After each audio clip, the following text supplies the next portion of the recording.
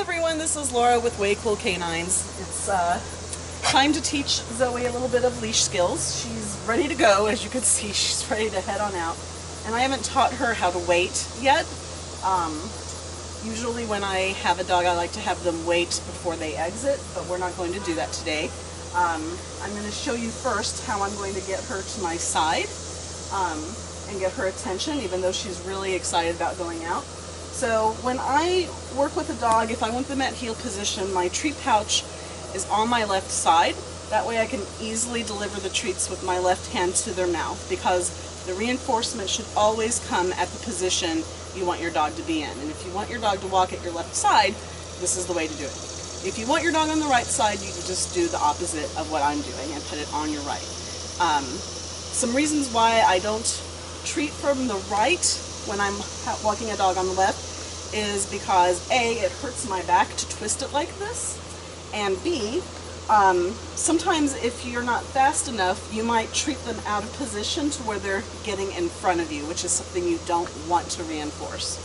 So, I'm just going to say her name, Zoey, and click and treat once she looks at me. And all I'm doing is clicking and treating for her being at my left side right now, so she understands this is really a great place to be. Okay? So before you even start walking your dog, you can try to teach them to be at your left side. Even if you didn't put your dog on a leash, you can always do this without a leash to start.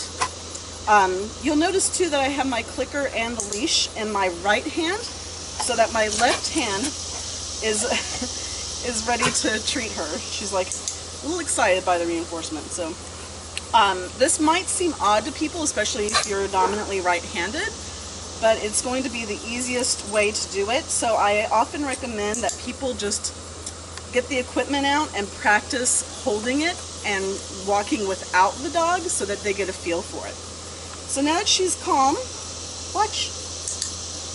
She's doing good with her eye contact. She knows that now. We're going to go out and try to walk her for a little bit. Yeah.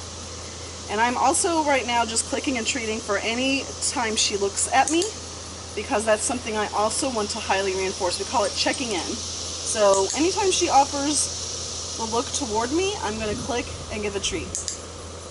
All right. You ready? You might notice that I move my hand in a way that helps her learn where to go.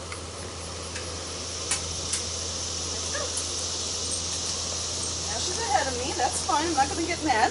I'm just going to get her back in position. Good girl. She's excited. I'm going to keep a very high rate of reinforcement.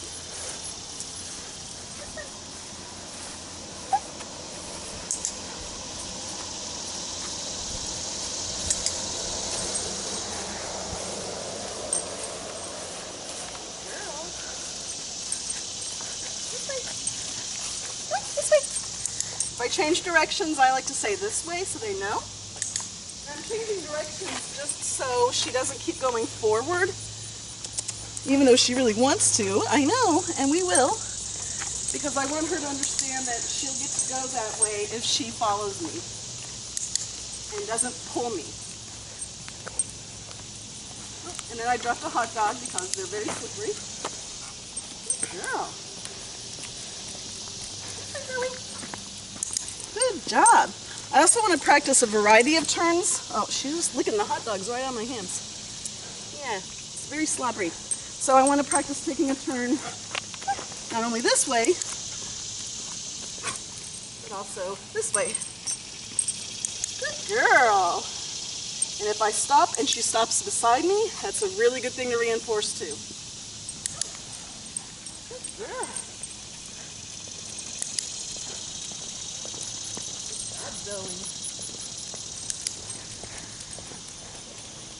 Starts to get ahead. I'm just going to make a circle, get things back to me. Oh, there's a bug that's harassing us. Good girl.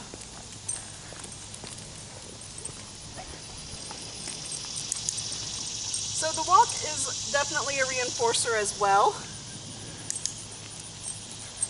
Another reinforcer is the ability to go sniff. So for Zoey, this way, Zoey. Good girl. I'm going to say, go sniff. And that lets her know she has permission to go be a dog and sniff and eliminate if she wants to. Because it is important for dogs to be able to get the ability to go sniff and do what they want to do on a walk too. And I want to teach them that it's way more, they're going to get that if they're actually walking with me. Zoey. Good girl. So I clicked her for responding to her name, but I'm always reinforcing by my side. We have a distraction of a dog over there barking, so that's a little exciting. Good girl. Good girl, Zoey. Getting a little ahead. I know, that barking is very exciting. So what I'm going to do is just use a little bit of pressure. And once she gives in, I'm going to click and treat. You may notice too that I keep my leash very close to the core of my body. I don't want her pulling my arm. And I want to be able to have the full force of my body to help her give in the pressure. Good girl. There you go.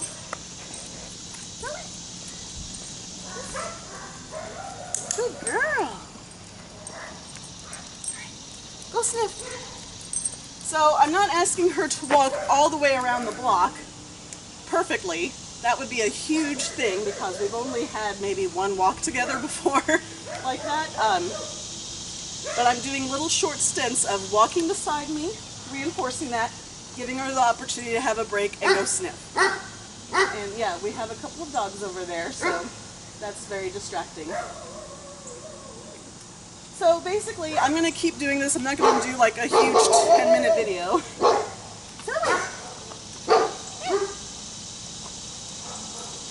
Another thing you can do, is walk down the leash. You might have seen me kind of walk down the leash just then because she was getting very fixated on that dog. Zoey! Walk down the leash. Get her attention. Good girl. And walk back this way.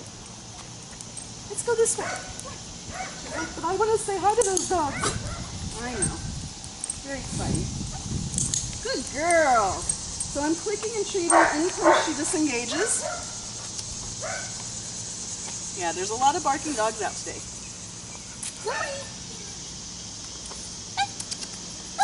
Good girl. Good girl. And there's a car coming, so we're going to go over here. And we're going to say, go sniff. And that's pretty much how you want to teach your leash skills. It doesn't come easily. It's a complex skill. You have to work at it. I always recommend doing it in your home first, doing it in the yard before you go out into the world, because there are many distractions, as you can see. And they're very exciting to Zoey. Yeah, good girl. Thank you for joining us. We'll do more videos for you soon.